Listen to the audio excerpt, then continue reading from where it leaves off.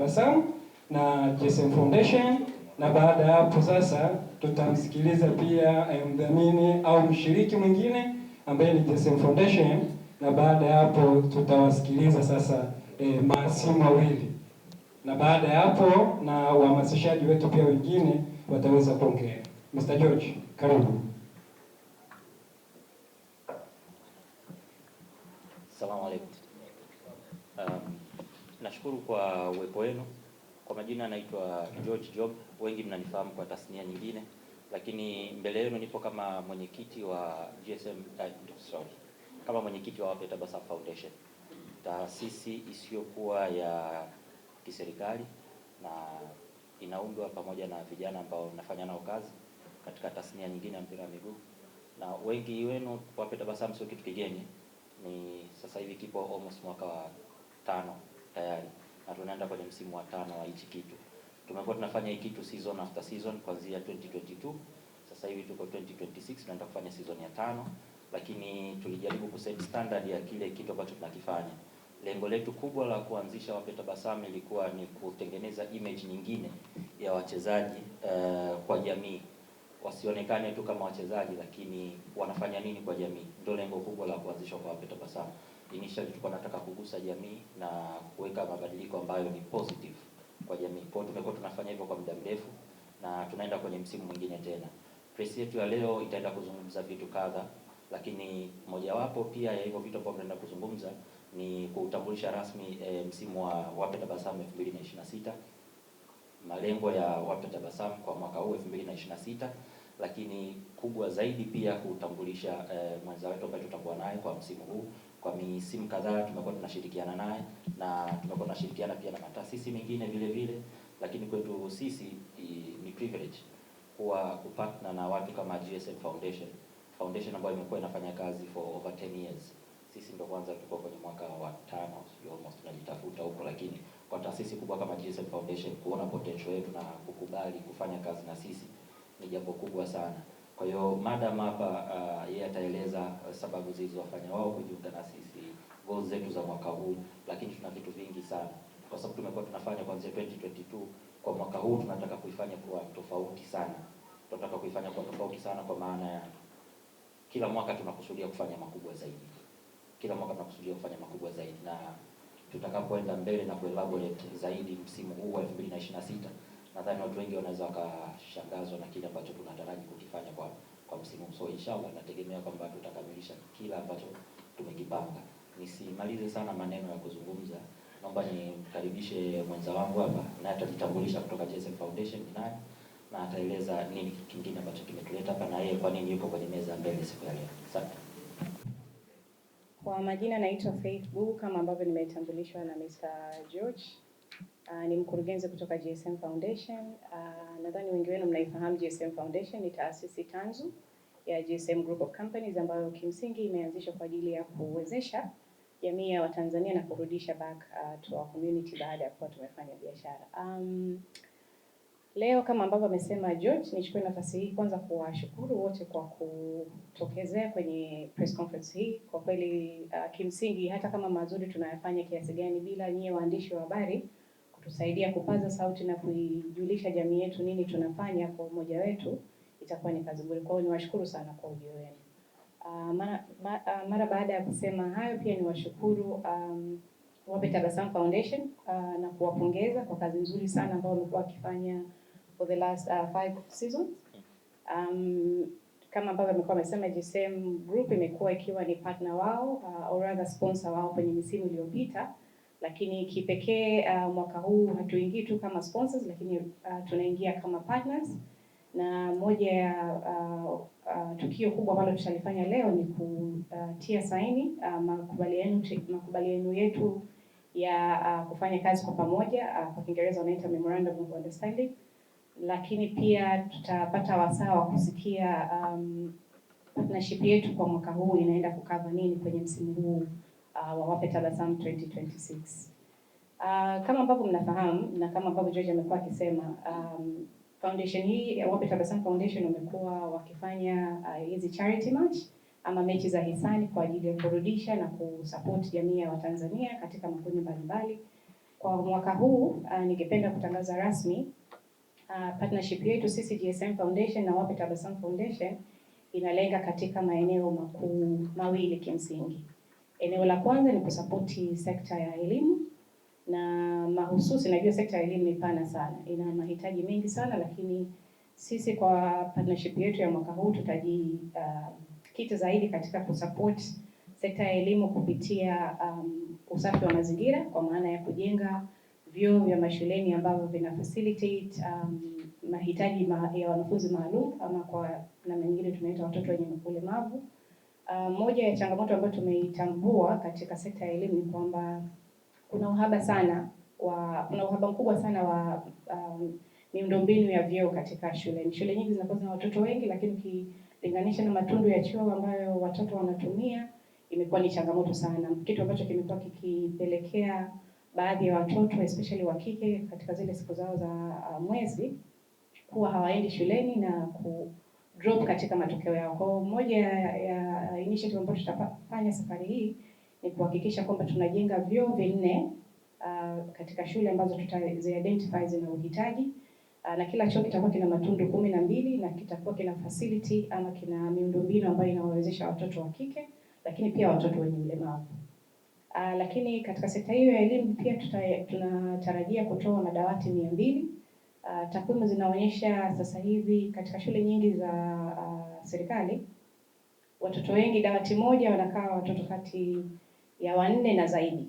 Kwa ili tuwapate nafasi nzuri ya kujifunza, wawe comfortable mashuleni, tutatoa takriban madawati 200 katika shule ambazo zina uhitaji. Lakini pia tutatoa vifaa vya kujifunzia kwa maana ya mabegi, madaftari na vitu vingine kadhaa kwa watoto zaidi ya 1500. Sasa hiyo ni kwa upande wa education ama sekta ya elimu. Lakini eneo lingine ambalo tutaliangazia ni eneo la uwezeshaji wa kiuchumi kwa kundi la wanawake na hususan mamalishe. Tutawaangalizia kwa namna gani kimsingi tutakuwa tuna support initiative ya matumizi ya nishati safi ya kupikia kwa kundi la mamalishe zaidi ya 200. Nadhani wengi wenu mnafahamu kwamba nishati safi imekuwa ni moja ya ajenda ya serikali yetu chini ya Mheshimiwa Dr. Samia Suluhu Hassan. Amekuwa akipambania sana kuhakikisha kwamba tunatunza mazingira, na moja ya kufanya hivyo ni kupitia matumizi ya nishati safi. Kwa hiyo na sisi tunaunga mkono jitihada za serikali kwa kuhakikisha kwamba tutatoa majiko pamoja na mitungi ya gesi kwa lengo la kuwatoa mamalishe kwenye matumizi ya nishati chafu kwenda kwenye nishati safi. Kwa hiyo tutawapatia mamalishe 200 hayo majiko pamoja na mitungi ya gesi, lakini pamoja na hayo tutawaongezea mitaji ya biashara ili kuhakikisha kwamba biashara zao zinakuwa na wanaweza kujikimu kiuchumi. Ukitoa hapo kuna element nyingine ambayo tutaizungumzia ambayo kimsingi ni wote tunafahamu kwamba mwaka 2027 sisi tutakuwa ni wenyeji wa AFCON. Sasa kwa sababu hilo ni eneo la kimichezo na mimi sio mtaalamu, nitamwachia mwenzangu George atalizungumzia zaidi, lakini kuna mambo mazuri ambayo tumeandaa kwa ajili ya kupromote AFCON 2027, sisi Tanzania tukiwa kama one of the hosts ama wenyeji wa AFCON, wa tournament hiyo ya AFCON. Lakini pamoja na hayo, labda nichukue nafasi hii pia kuzungumza pamoja na kutoa wito. The only way tutaweza kufanya haya yote ni kwa kuchangisha fedha. Kuna fedha ambazo tuko nazo za kuanzia za kutuwezesha kukusanya fedha, lakini kimsingi vitu vyote hivyo ambavyo nimevihitaji vinahitaji fedha, rasilimali fedha ambazo nyingine tutatoa sisi GSM Foundation kupitia GSM Group of Companies, lakini nyingine tutahitaji kuchangisha kutoka kwa wadau mbalimbali ikiwemo serikali, lakini pia na sekta binafsi. Kwa hiyo wadau wote pamoja na wadau mbalimbali wa maendeleo ama kwa Kiingereza tunaita development partners. Kwa hiyo kwa umoja wetu tutakuwa na strategies mbalimbali ama mikakati mbalimbali ya kukusanya fedha ama kuchangisha fedha kutoka kwa jamii, na hususan haya makundi ambayo nimeyataja, ili kutuwezesha kufanya hizo initiatives mbalimbali ambazo zinalenga kusaidia jamii yetu ya Tanzania. Na namna ambavyo tutafanya hivyo, tutawa approach ama tutawafuata wadau mbalimbali kwa namna tofauti tofauti. Kwa hiyo nichukue nafasi hii kutoa wito kwa wadau wa serikali kwa maana ya wizara mbalimbali, lakini serikali kuu pia, lakini taasisi mbalimbali za serikali. Lakini pamoja na hayo pia nitoe nafasi hii kutoa wito kwa makampuni binafsi ama sekta binafsi. Jamani, tutawafuata, tutazungumza na nyinyi, tutawaelezea malengo yetu ya umoja wetu na namna ambayo tunataka turudishe kwenye jamii yetu ya Tanzania, na hopefully mtatuunga mkono. Kwa hiyo baada ya kusema hayo nirudishe microphone kwanza kwa George, alafu kama kutakuwa kuna maswali ama ufafanuzi zaidi nitaendelea kutoa. Asanteni sana.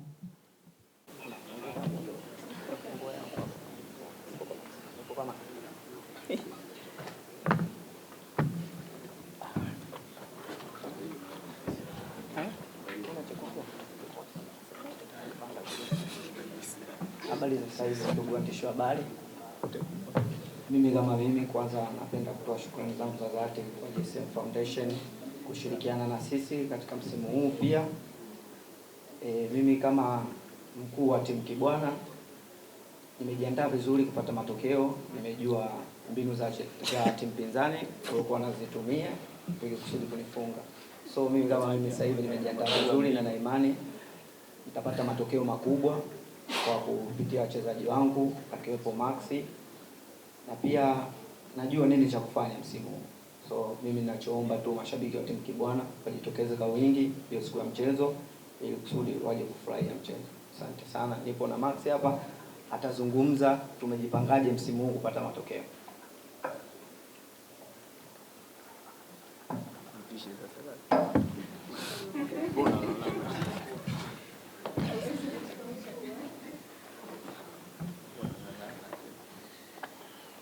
Assalamu alaikum.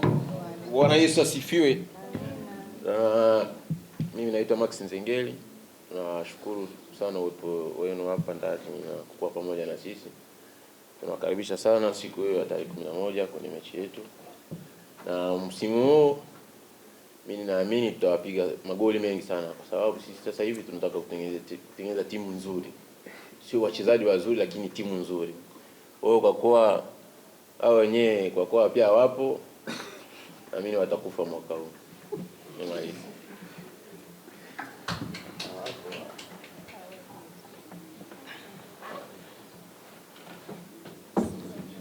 Sogea hapo. Katikati.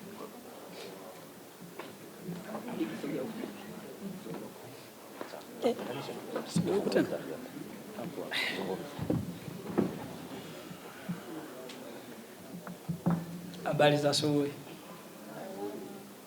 Kwa majina anaitwa Dickson Jogo. Ni mmoja ya viongozi katika foundation hii.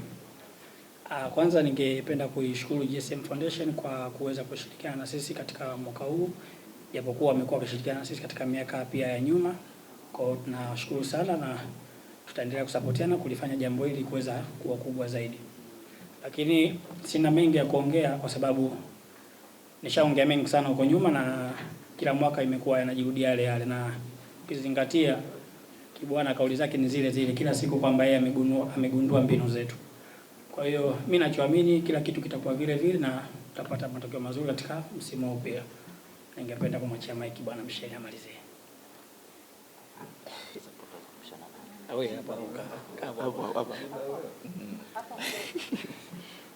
Hapa. Habari za asubuhi. Nikiwa na kapteni hapa Dickson Jobu. Tumejiandaa vizuri kuelekea msimu huu wapi tabasamu kati ya mechi yetu na Kibwana. Kama mnavyo Yaani Kibwana ukimwangalia tu unacheka. Yaani kanyoa mapema. Bora anang'aa yani Kibwana. Wote wale mambo. Haya, lakini kama kawaida yetu sisi waga tuongei sana, tunamwonyesha vitendo Kibwana kwenye mechi, tunamfunga kila siku, yeye anajipanga kila siku. Kwa hiyo Mungu awabariki. Tutegemee labda kitu kizuri kwa sababu yupo na bwana Maxi pale, anaweza akamsaidia tena. Asanteni. Ningependa kuongezea kidogo, kuna jambo nimesahau. ningependa kuendelea kuomba wadau, lakini mashirika mbalimbali waweze kutusapoti pia katika mwaka huu, kwa sababu ni jambo kubwa na ni jambo la kitaifa. Kwa hiyo ningependa tushirikiane nao kwa pamoja ili kuweza kulifanya hili jambo letu liweze kuwa kubwa, lakini kuweza kulitangaza zaidi. Asante.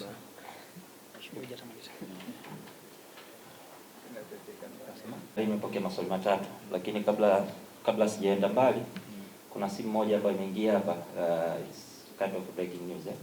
Kwa hiyo nadhani ni vizuri ikizungumzwa hapa. Kuna moja kati ya wachezaji wakubwa tu atazungumza, tunaweka mawasiliano sawa. Tutaweka mawasiliano sawa. Azizi. Hey, bonjour. Hey. How are you? Good. Baba, utapata. Everything is okay? Is okay. What about you? I'm good. Family, everyone. Everything under control. Alhamdulillah. Okay. I'm okay. Okay, talk.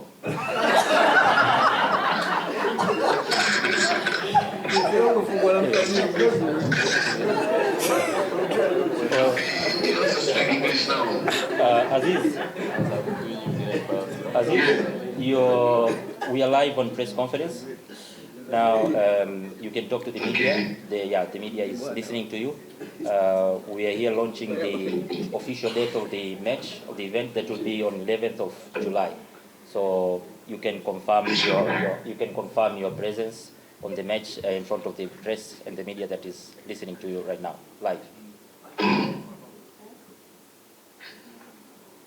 Assalamu alaikum everyone.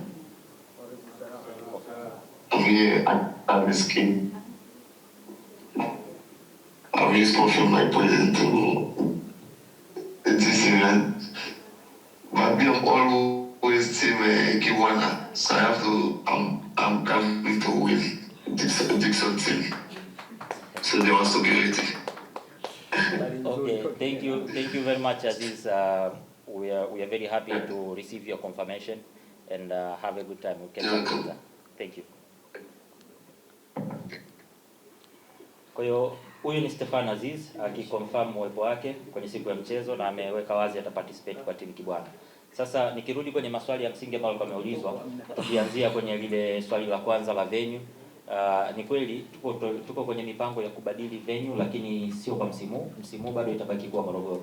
Na specifically kuna kitu cha msingi ambacho kimetufanya bado tuendelee kuibakisha kwa Morogoro.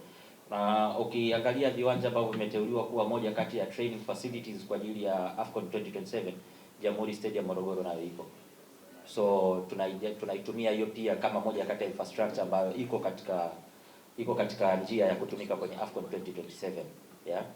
Kwa hiyo nadhani nitakuwa nimejibu swali lako. For the coming year tulikuwa tunafikiria kuifanya somewhere, na labda niweke tu wazi, tulikuwa tunafikiria kuifanya mwakani Arusha, sehemu ambayo obviously itakuwa ina host AFCON, lakini sasa we are not so sure kulingana na ratiba ya AFCON ambayo imetangazwa sasa hivi. AFCON itakuwa June to July, kipindi ambacho ligi inaisha, very bad kwamba hatutakuwa na uhakika wa kuifanya katika wakati wa unless tuangalie ratiba itakavyokuwa imekaa. Lakini strategically tulikuwa tumeipanga kwa mwakani iwe katika sehemu ambayo mji ambao una host AFCON, na target ilikuwa ni Arusha. So we'll see jinsi itakavyo unfold, ila just to confirm msimu itabaki kwa Morogoro. Na nikirudi kwenye swali la pili ambalo lilikuwa linazungumza nini ambacho tutakifanya kuitangaza AFCON kwenye michuano hii, tumezungumza kwanza ni kuleta mtu ambaye anahusika na field ya tournament yenyewe. Tunazungumzia mchezaji. Ni ngumu sisi kuleta mwanamuziki wakati sisi tuna host AFCON ya mpira wa miguu. Kwa hiyo that is why tuna target kuleta mtu ambaye ni field yake na ni jina kubwa ambalo limeshakuwa na success kwenye mpira wa miguu Afrika. We are targeting kumpata moja kati ya watu ambao wameshinda AFCON au tayari ana jina kubwa katika dunia na anatokea Afrika kimpira. Kwa hiyo that is our target. Sasa tutafanya nini kuitangaza AFCON? Hapo ndo sehemu nzuri. Cha kwanza ni kuwa na mgeni wetu na kumtembeza kwenye miundombinu yote ambayo Tanzania tunaiandaa kwa ajili ya AFCON. Kuanzia viwanja, training facilities na kila namna ambayo sisi tutahost. Na ndio maana tumesema tutahitaji kupata ushirikiano mkubwa kutoka kwa wizara. Itueleze na tutajaribu kuzungumza nayo tu align ni wapi ambapo infrastructure ambazo zimeandaliwa kwa ajili ya AFCON tumtembeze mgeni wetu aone nini ambacho sisi tunakiandaa kwa ajili ya AFCON kama host. Tunahitaji kuitumia hii fursa vizuri iwezekanavyo. Ukiangalia katika jambo la kawaida, sisi tumesha host AFCON under 17. Hii ilikuwa 2019, si ndio? Kwa hiyo sio AFCON yetu ya kwanza tuna host, ila tumehost AFCON kwenye junior level. Sasa hivi tuko kwenye senior level na tunahitaji kufanya vizuri sana. Na kama tunahitaji kufanya vizuri sana, hakuna mtu mwingine atakayetutangazia sisi AFCON kama sio sisi wenyewe. Na kwa bahati mbaya au nzuri ni kwamba AFCON hii ni ya umoja, sio ya sisi peke yetu. Kwa basically na mataifa mengine nayo yatakuwa yanashindana kuangalia namna ya kutangaza vile ambavyo wao wamejiandaa na AFCON. Hatutegemei sisi wa Tanzania tutangaziwe na Wakenya au na Waganda namna ambavyo sisi tunaandaa AFCON au tunajiandaa kwa ajili ya post AFCON. Kwa sisi kama Watanzania na sisi kama watu ambao tuko kwenye field ya mpira, ndio field yetu, we have to make sure kwamba dunia inajua kwamba Tanzania imejiandaje na AFCON. That is our target. Kwa hiyo tutampeleka kwenye facilities zote azijue na azione na kwa ubora kwamba hizi ndo facilities zetu tunazozitumia au tunazoziandaa kwa ajili ya michuano mikubwa kama AFCON. Na baada ya hapo pia hatuishii tu kwa ajili ya AFCON, tunapaswa tumpeleke na kwenye vivutio vya taifa pia avione, ajue kwamba Tanzania na nini. Unajua kuna wapo watu wengi tu maarufu na wakubwa duniani ambao hawajawahi kufika Tanzania. Na inawezekana wanasikia tu kama tuna vivutio kadhaa lakini hawajawahi kuvifika pia. Kwa hiyo tuna target hiyo pia kutangaza na utalii wa nchi yetu vile vile.